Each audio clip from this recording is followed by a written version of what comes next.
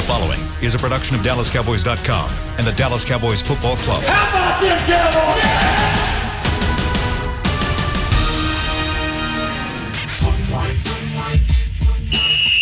Let's go, baby! Are you ready for a break? Yes. Are you ready for a break? Absolutely. Ready for a break?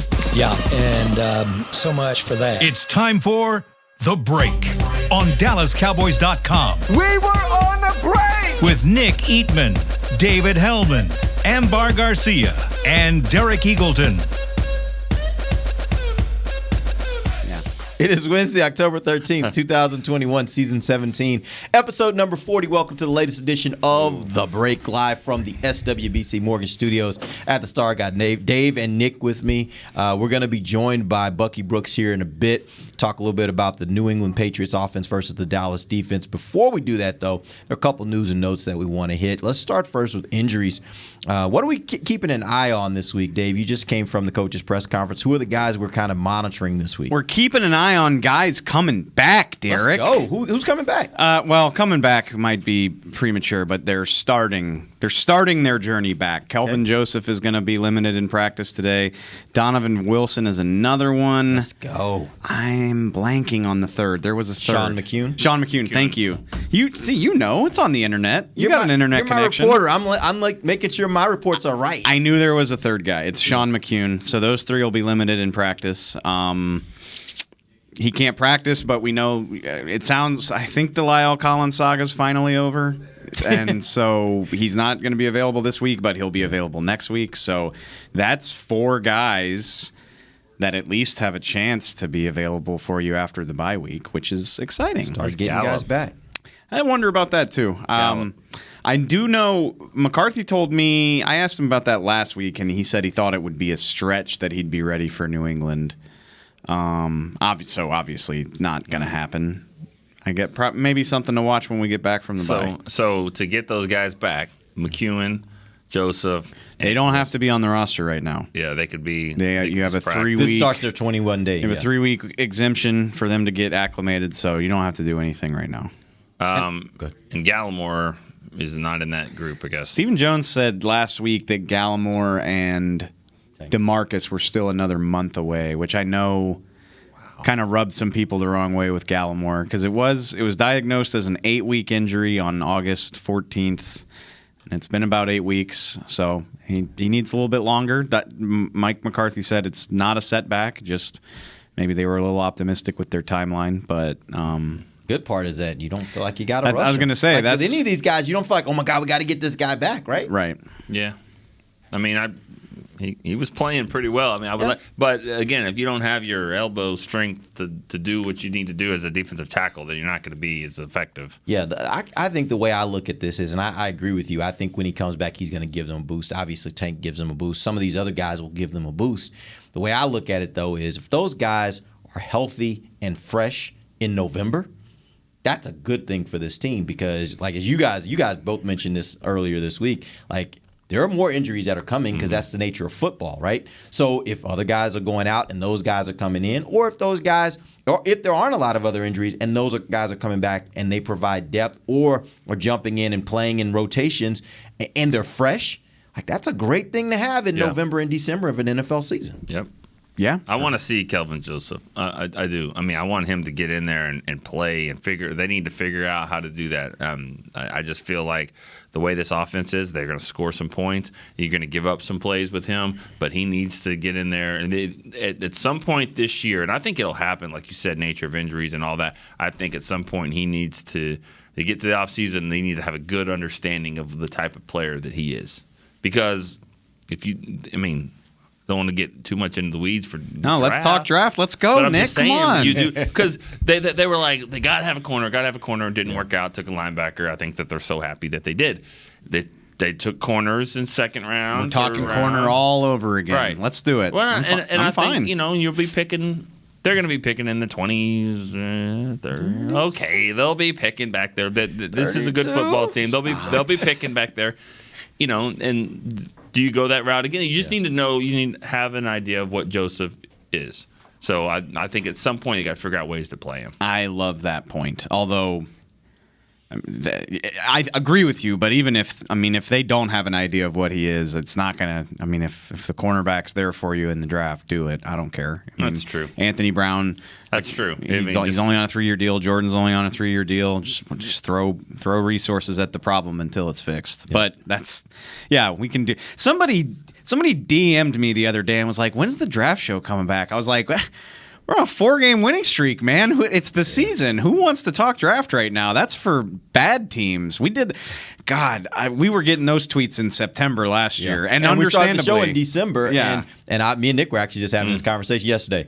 Like, I don't think we're starting that show till at the earliest, maybe late January. I don't maybe not February. Yeah, we got something else to talk about right now. I don't want to talk draft until after Valentine's Day, preferably. Let's go. Let's take some time. Let's take some time. Hey, real quick, I did want to ask you this question. Nick, you and I talked a little bit about this earlier this morning off air. Mike McCarthy, and I heard that there was a question during the press conference about Kellen Moore saying that one of Mike McCarthy's strengths is his ability to stay even. Good, bad times, he's an even, steady leader, which I think is a great characteristic for a leader to have. One of the things I wanted to ask you guys about is, do you think right now not enough credit is being given to Mike McCarthy for where his team is? Because I think we talk a lot. We do it as well, but I think just nationally, locally, everyone talks a lot about the offensive coordinator, the defensive coordinator, and how well they are doing, how well the players are doing. They're 4-1. They're on a 4-game win streak. But rarely do we hear people talk about Mike McCarthy and what he contributes to that. And I'm a personal believer that if a head coach has a team that's 4-1, he should receive some credit. How much, and do you think he's being overlooked? I do think, I think that he's being overlooked for that. I think he deserves more credit. But that's just kind of the way that it's evolved here. And I'm not saying with all coaches. I don't know if it has something to do with personality or what. I don't know what it is. It's just that, Dan Quinn's the fun guy, wears the camo. Everyone loves, listen to him. Kellen, it's different than that. But, Kellen is just, he's kind of – the offense is rolling right now. And because those guys have kind of doing their thing, I think it's easy to say, well, what is McCarthy doing, other than kind of overseeing all of it. But, he gets blamed for clock management, but nothing has hurt him at this point. This year, last year sort of did. But so, I do think that he's not getting the credit that he deserves, and I don't know when that'll happen. I don't know how many games they have to win to do that. Well, I think you're right, and it's only natural. I think people tie your worth to what they can see you doing for the window of time that you're visible to them. And to most people, the vast majority, even really, especially in COVID times, even us, how much do we see McCarthy in person outside of like the press conferences and game day? It's not the same. And so Sean Payton is my go-to because I grew up following that team, and he gets and rightfully so, he gets so much credit. He calls the plays. He's doing this, that, and the other, and so it's easy to be like, this is what he does for you on game day. But there's credit to be given for just overseeing everything. Great. You do not know. I'm talking to Derek for people that aren't watching this. You do not know what is going on as intricately on a day-to-day basis as like Nick and I do. You trust us to do that. Mm-hmm. That's our jobs, right?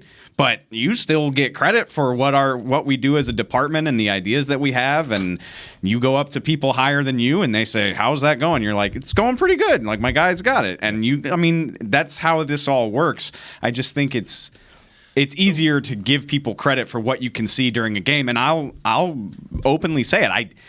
I don't know what all Mike McCarthy does that gives you an edge on game day, except for maybe his decision-making, which is sometimes suspect. But I do appreciate the aggressive nature of it. But absolutely, Monday to Saturday, it feels like he's got this calming presence, and I think he deserves credit for that, even though we don't really get to see a lot of it. So I've never thought about this before, but why do you think that there's a coach out there who had a team for a long time, had a Hall of Fame quarterback, they won one Super Bowl together in a long time. Why do you think that Sean Payton is viewed the way he is and Mike McCarthy is viewed the way he is when they the resumes are kind of similar in those regards about winning championships and all that. And the MO, the rap sheet on McCarthy coming out of Green Bay is that they squandered Rodgers. Like they should have won more than one Super Bowl, but which is so crazy. They won one, but they should have won more. But Brady ruined it for everyone. No, but nobody really thinks that about Peyton, and the resume is very similar. Weird. Yeah.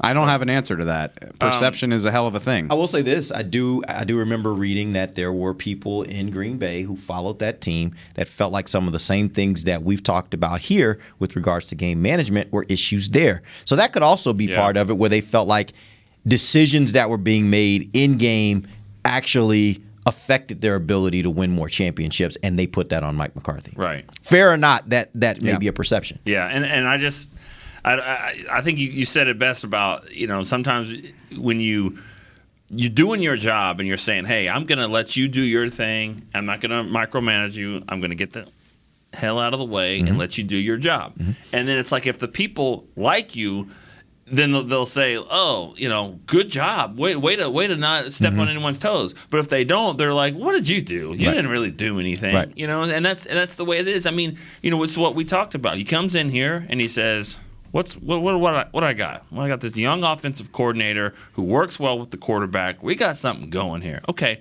well, even though I know quarterbacks and I know offenses, I ain't really going to mess this up. I'm going to hire this guy that I know to be my defensive coordinator. We're going to have to go through COVID together, and he can do it. Well, they didn't. It sucked, and he had to fire him. He didn't want it, but he had to because it was so bad. Well, go get another guy. I got another guy that wants to come here, and this guy knows what he's talking about. I'm going to let him do his thing. So I think he should get some credit here, a little bit more than and I think if they win, I think it'll continue to come. I'll give him all the credit in the world. I'm sure there's no way you accomplish what Mike McCarthy's accomplished without having a bit of an ego about it, and so much in the NFL is driven by ego. I haven't seen it. Like he doesn't come across that way. He's letting Kellen Moore call the shots on offense and being very open about it and very complimentary of what a good job he's doing. Fired a guy that he had a history with in Mike Nolan. I mean, how? I don't like you pointing at me and saying fire. Sorry, I'm sorry. I was gesturing that you made the point. I know, but when you said fired a guy and pointed at me, I don't like that. Nobody likes that. Nobody likes it. Sorry. But how easy is it to imagine? I can picture it in my head. Mike McCarthy's like, well, this, that, and the other reasons are why we were bad. It's not Mike Nolan, and we're just going to stay the course, and it'll be better next year. That is such an NFL thing. Yeah. And he didn't do it. He was like, nope, you got to go, and I'm going to hire this guy who comes highly recommended, who I don't have as much of a relationship with. I could probably think of half a dozen other examples. He was a good sport about Hard Knocks, even if he probably didn't love it. He's done. I think he's done a remarkable job of just kind of being like, yeah, no egos here. I'm okay. And I will also say, and I think a lot of the credit goes to the players, but also I think a part of leadership is creating an environment where your team is willing to accept the fact that they don't have to be the ones getting the credit all the time. And we talk about this all the time. Like, this is an offense that's built around a number of parts that any one of them could go to another team and be the man. And they have all somehow decided, for the better of the team, I'll be the man once every 4 games or once every 3 games or once every 6 games, because at the end of the day, I want team success. That's about leadership. Yeah. And that's about leadership that starts with the head coach and then filters down to the team. Well, let's also just remember this, and hopefully it doesn't happen soon or at all, but it probably will. They're going to lose a game. When they lose a game, someone's going to have 2 catches for 19 yards, or somebody, maybe Zeke didn't have a big game, or Pollard didn't have a big game. Let's see what happens then. I'm not saying the bottom will drop out when that happens. I just when it's when you're 4-1 and you've won 4 straight, yeah, everything's rosy. Well, we've already kind of seen that. Week 1, they didn't run the ball. Zeke didn't do much. Right. And then in week 2, you saw Pollard going crazy. So there were moments when Zeke could have been like, say, man, what's going on with me? Right. And I don't think that happened. And I also think this fast start could wind up being a great thing, because a rough patch is coming, right? Eventually. Always. Yeah.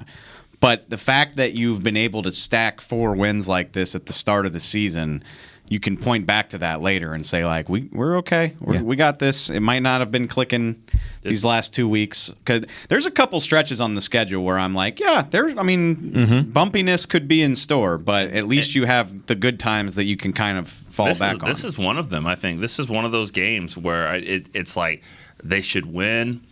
I think that they are more talented. They're head and shoulders better, I think, at quarterback. I know Mack Jones is going to be good if he's not decent right now. But I think you've got the advantage there. You've got talent all across the board.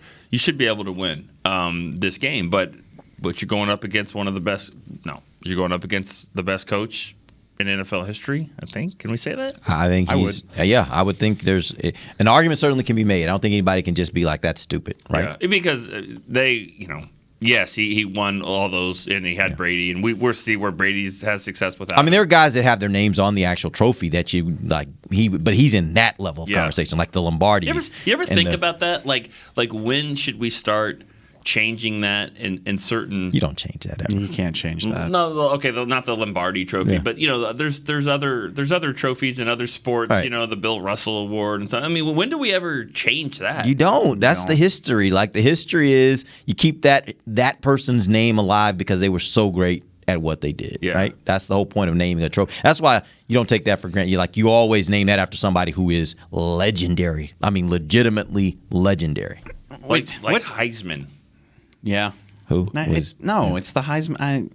I don't. No. What are you going to call it? The Bush? I mean, what are we? Well, what are we doing? You can't call it that. They won't give it back to him. Yeah. I know, right? Yeah, I was thinking like that. Who would you give it to? I mean, it had to be a 2-time winner. I mean, if y'all want to name it the Burrow, I'm all for it. Let's go. That's okay with me. No complaints over there, right? No, I'm all right. All right, we're gonna take our first break. When we come back, we got we got Bucky Brooks on the line. We'll get into a little talk on the New England Patriots offense versus Dallas defense. We'll be back. This is DallasCowboys.com radio. Before there was a draft, you could size up a cowboy by 3 simple factors: the crease in his hat, the bend of his brim, and his unbending attitude. A man Stetson didn't just protect him from what life threw at him, it projected a rugged, unstoppable spirit. Stetson hats are still American-made with pride right here in Texas. They're still the unofficial crown of all self-respecting cowboys, and Stetson is proud to be on the field with America's team. Find a retailer nearest you at stetson.com/cowboys.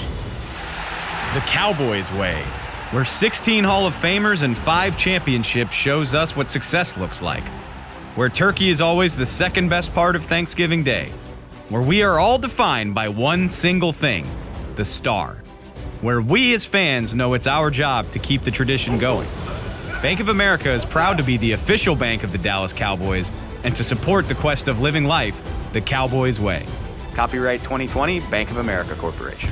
Want to use what the pros use? How about the official men's skincare brand of the Dallas Cowboys, Jack Black? Right now you can get the Jack Black Starter, a curated collection of Cowboys locker room favorites for just $10 with free shipping. The starter includes 4 Jack Black skincare favorites plus a full-sized intense therapy lip balm. Go to getjackblack.com/cowboys and use the code word TEAMJB. That's getjackblack.com/cowboys. The Jack Black Starter, $10, free shipping. Honey, big news. Gary, are you okay? Oh, I'm not Gary anymore. I'm Jackie Flash. What? See, I want the latest smartphone, but the best deals are only for new customers. So, to get a new customer deal, I changed my name to Jackie Flash. Okay, but the best smartphone deals at AT&T are for everyone, new and existing customers.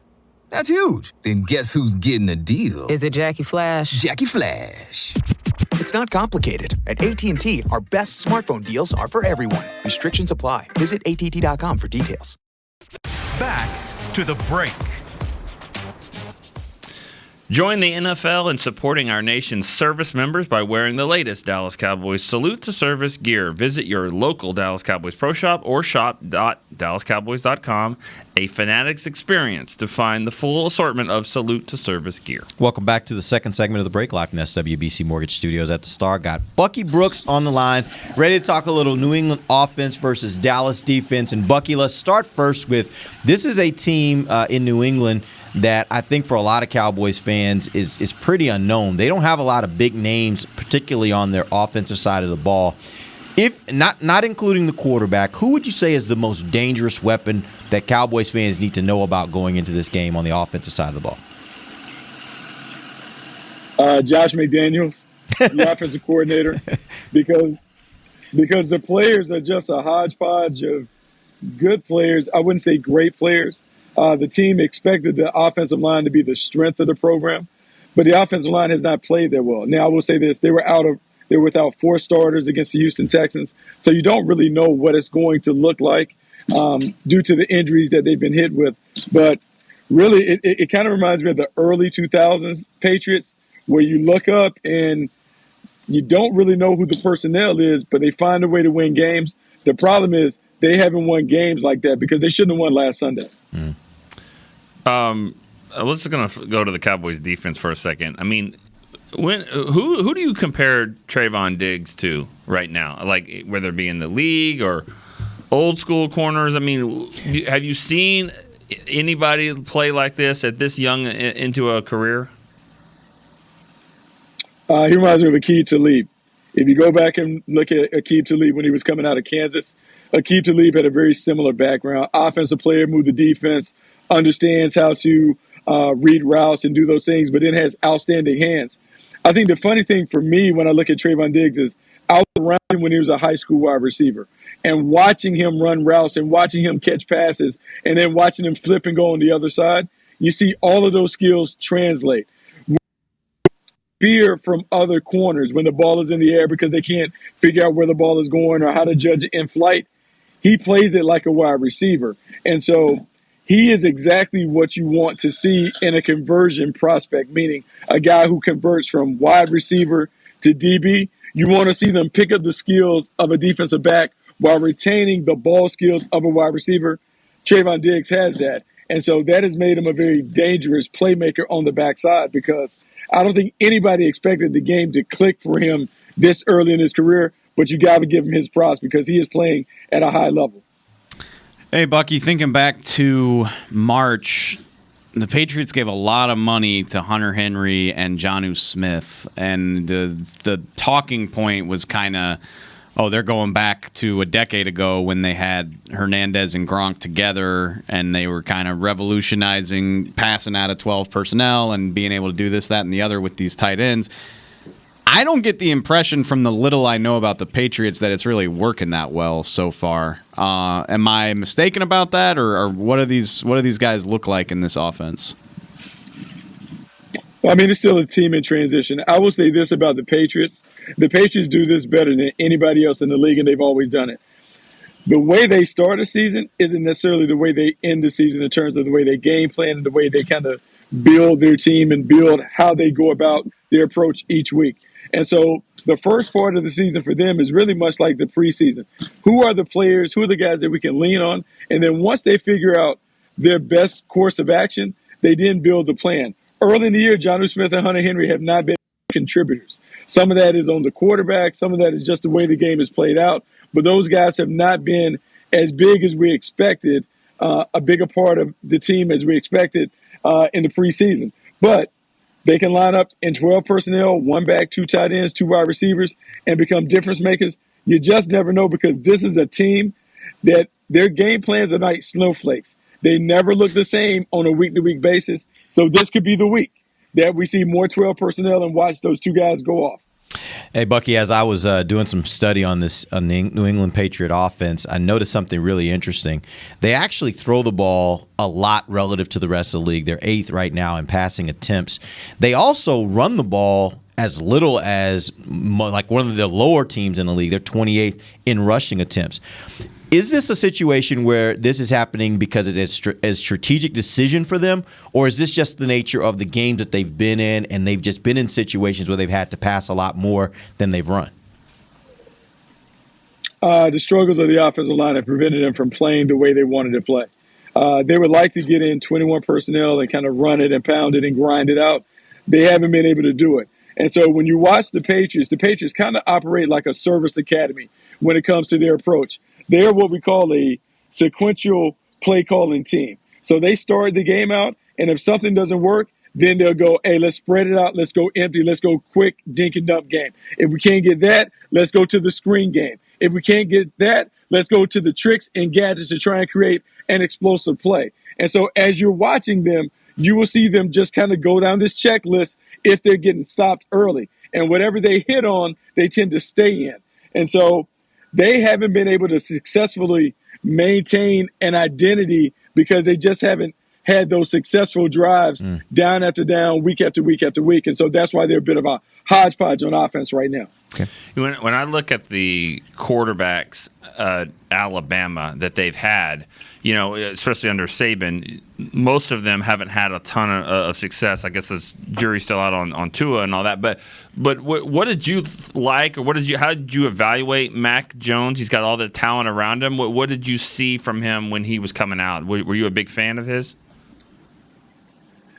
In this quarterback class of Avengers, right? Superheroes. I call Mack Jones Iron Man because Mack Jones' superpower is nothing innate that he has. It's all the suit. It's all everything that is around him. It is the supporting cast. It is the coaching staff. It's the plan. And what he does is he distributes the ball to the open guy. But if you ask Mack Jones to do it by himself, he doesn't have any special talents. When you think about Trevor Lawrence, Zach Wilson, Justin Fields, Trey Lance, they all had extraordinary individual powers, whether it was the arm talent, the athleticism, something about them that allowed them to dominate a game on their own. Mack Jones doesn't have that. Now, we can talk about his IQ and his ability to process, but that's not necessarily a superpower in the same light. So he was dependent upon the system and where he landed more than any other quarterback. Now, he landed in a perfect system for him, but if the game ever gets out of whack where they can't protect it or they can't call it on the script, Mack Jones is helpless. He doesn't have that ability to get you right. So he is a guy who needs everything around him to be right, and he can deal in that vein. But if it becomes a sandlot football game, Mack Jones can't thrive in that environment because that's not how he's built. Along that same line, I can't help but notice I don't think he's even averaging 7 yards per attempt this season. Just a lot of short stuff. I know everybody made a big deal. He was averaging 5 yards per attempt against the Bucs the other day. Is it an unwillingness to take shots that are there? I'm sure they don't want him taking a lot of risks given his level of experience, but what does it look like on film to you? Is it like a reluctance? Can the Cowboys afford to sit on everything short? What's it look like? It's a combination of factors. I'm not saying that he won't push the ball down the field. I don't think he has the playmakers that will allow him to push it down the field. When we line up, and the first thing that Dan Quinn and the staff have to do is they got to look at, okay, who are the threats? Who are the guys that can hurt us? They have Nelson Aguilar. They have Kendrick Bourne. They have Jacoby Myers. Then they have the two tight ends, Jonnu Smith and Hunter Henry. If you privately ask the Cowboys defenders, who are they scared of? None of them.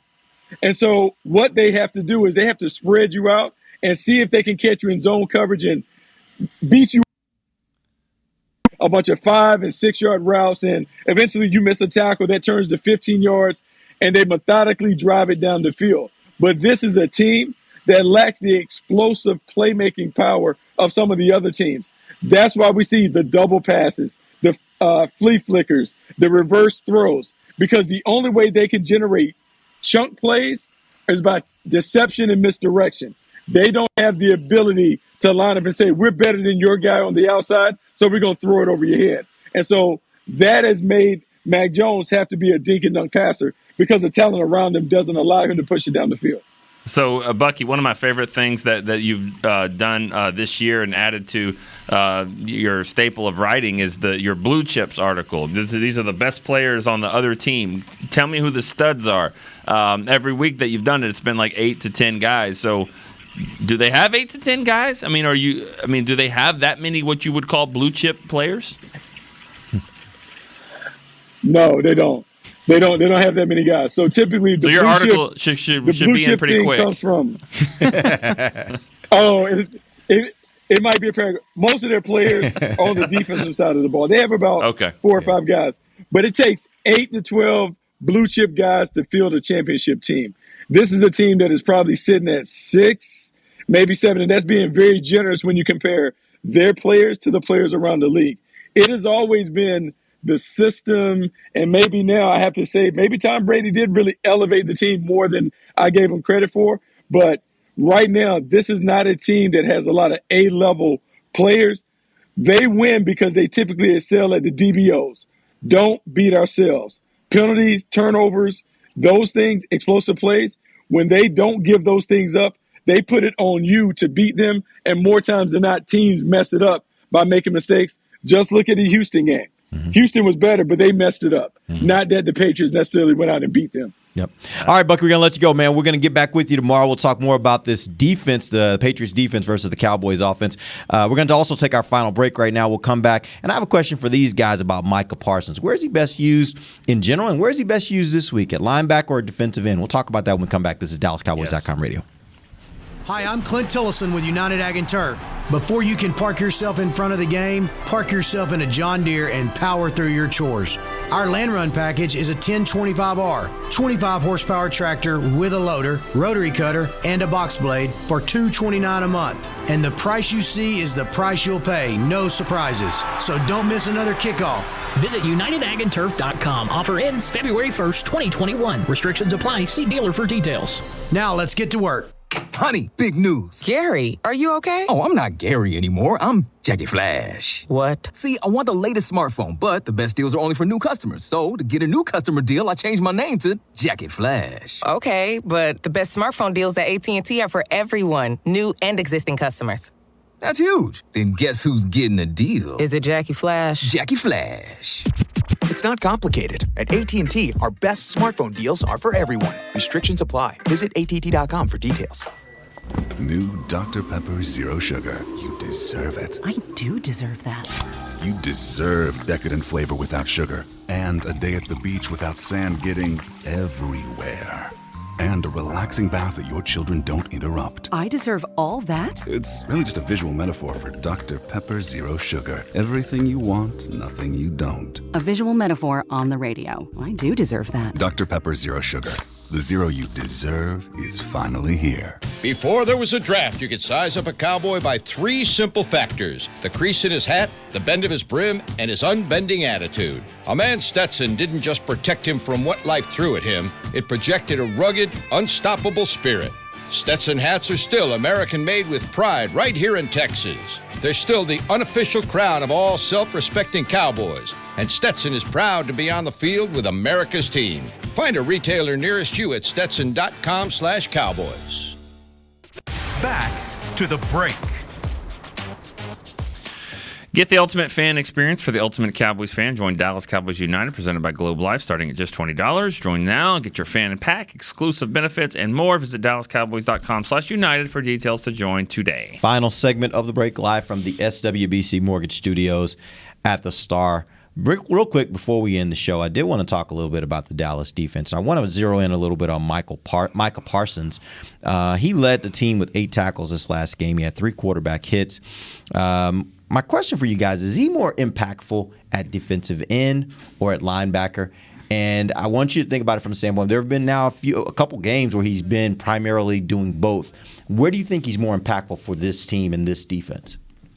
I think there's 2 elements to consider there. One, I mean, rushing the passer is more impactful. Those guys make a lot of money. That's why we said when they drafted Parsons, I wasn't that thrilled about it because I was like, he's got to have a pass rushing element if this is going to be worth this pick. And then on top of that, it's just easier to see that stuff. Mm-hmm. It's easier to see what the guys are doing, chasing the quarterback out of the pocket, than everything that a linebacker is bringing to the table. Micah had a hell of a.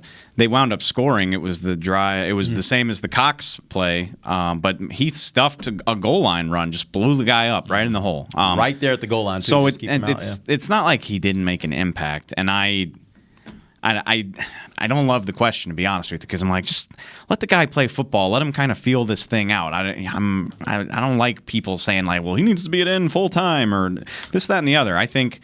I love the fact that Dan Quinn is changing what he's doing with him based on the opponent. I think it's fun. I think it's good for him, and it's good for the Cowboys defense. I agree 100%. Also, when D-Law comes back, and Randy's playing at a very high level right now too, just because he is pushing guys back. He's playing with strength that we didn't necessarily know he had. And he's getting a little older now, but he's playing with leverage and strength. So those guys together, I can't wait to see those guys at the ends together. That being said, I want to see Parsons play linebacker, but I also love the element of him doing his thing. So I think he's a linebacker. Once he starts even being more aware of what's happening, he will be sideline to sideline. He'll play even faster. But every now and again, he's going to line up in a spot you don't recognize. If they see a mismatch, he can whip this guard. He doesn't know what's coming, but it's going to come on 3rd and 9. And I love that element. So I agree with Dave. I keep him where he is, mostly linebacker, but occasional rushing the passer. I think there should be a split every week, and it doesn't always have to be 50-50. Yeah. I'm in favor of that. I would say this, and I heard somebody mention this yesterday, and I think it got me excited because I was like, think about it like this. Once Tank's back, you get into December, you get into the playoffs, and you get into passing downs. What if you had Micah, Tank kick down the defensive tackle, Osa, and Randy all rushing the passer? That gets me really excited. Yeah. And the reason why it gets me really excited is because I always go back to that Giants team that went to the Super Bowl and won it and did it against some really great offenses that they took down along the way, including the Cowboys. And I think that the reason why they did that is because they had a front four that could get after the quarterback. And so it allowed them to be able to basically say, we can come get your quarterback and we can apply a ton of pressure with 4 guys.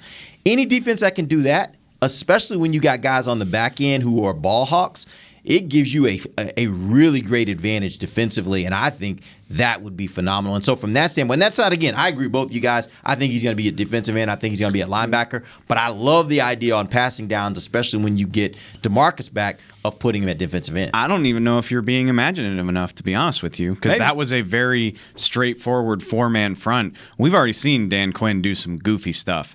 You could line up on a 3rd and 8 with Osa and Gallimore at tackle, Randy at right end, Tank at left end, and then just overhang Micah off of that as a stand-up rusher. Or have him come up the gap. Yeah, right? That's because what that does is that makes your running back and your guard and all that stuff. That's where they're focused in. So you don't have to worry about dumping screens to these backs or whatever. They're gonna have to worry about that part with him right up the middle. I don't know if we've seen it. I loved it though.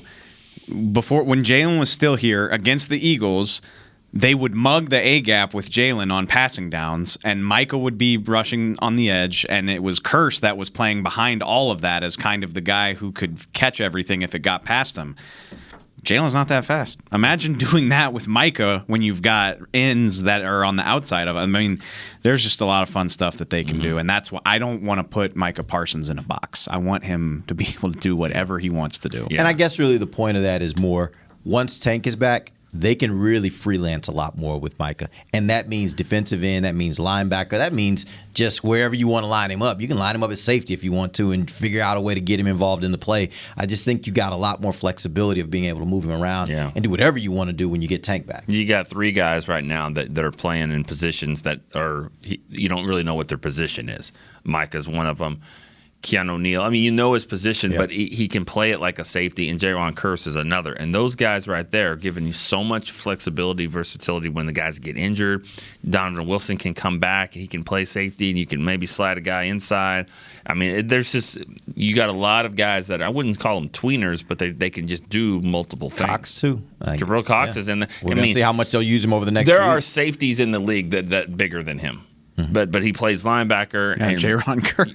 right. Jaron Curse is one of them. But that, I mean, just to catch Daniel Jones in the flat. I mean, that was a safety type explosion from the speed standpoint. Oh, I know. Okay, but it hit like a linebacker. That just gave me an idea of where the mailbag is going in the future, because people spent years trying to move Sean Lee to safety, so now it's going to be Jabril Cox for sure. It's like, well, he can play safety, can he? Yeah. What I love about the team is keep it like that. They don't worry about putting labels on guys. Nope. They just line them up and they just say, "Go play football." And honestly, it's a fitting week to talk about it. That's the Patriots are famous for it. They're like, we got 2 cornerbacks who can handle the boundaries, and everything else is kind of up for grabs. And I love it. It's the best way to play offenses in this day and age when it's so tilted the other way. And this goes for life. This isn't just football. But the best people in the world are the best, or the best teachers. And it's explaining football on a Wednesday, Thursday, Friday to get ready, or explaining algebra, whatever it is. The teachers, the best teachers are the ones that know how to that can relate things. And I got to give the credit to the Patriots for doing that. They do it on a week-to-week basis. And that's what Dan Quinn is doing. He's doing it in a way that these guys understand, but yet the offensive coordinators are still having trouble with it. Yep. All right, we appreciate you guys joining us. We'll be back tomorrow. We're going to jump into the New England Patriot defense versus the Cowboys offense. Still in for Nick Eatman and Danny McCray. Oh yeah, that 40. We didn't get a chance to get our 40. I don't want to go upstairs and have Danny McCray like, oh really? Our favorite 40, yeah. obviously. I mean, I did have a T-shirt as a kid said, "Here comes the next Bill Bates." I mean, at 7 years old, he was 40. I loved Bill Bates, but hey, we got to watch Survivor tonight. And by the way, check out my guy Danny tonight on Survivor, and we'll see how that goes. So far, they're just running roughshod over everybody else. So, what's your favorite 40, Derek? Danny. Okay. What, did you have something you thought I was going to say? Yeah, maybe a drink or something. Old English. Devin White for Not me. at this Nobody age in my asked. life. Devin White 40. He wore 40 at LSU. Oh, so we're just We're just gonna make we're it going like wherever we want. somebody on Twitter was like 38. John L. Williams played for Seattle, and I'm like, that's not the game. That's not what we're That's not doing. the game. You're right. I'm sorry. The Cowboys numbers only from now on. All right, guys. We'll see y'all tomorrow. This has been The Break live on DallasCowboys.com radio. This has been a production of DallasCowboys.com and the Dallas Cowboys Football Club. How about this, Cowboys? Yeah!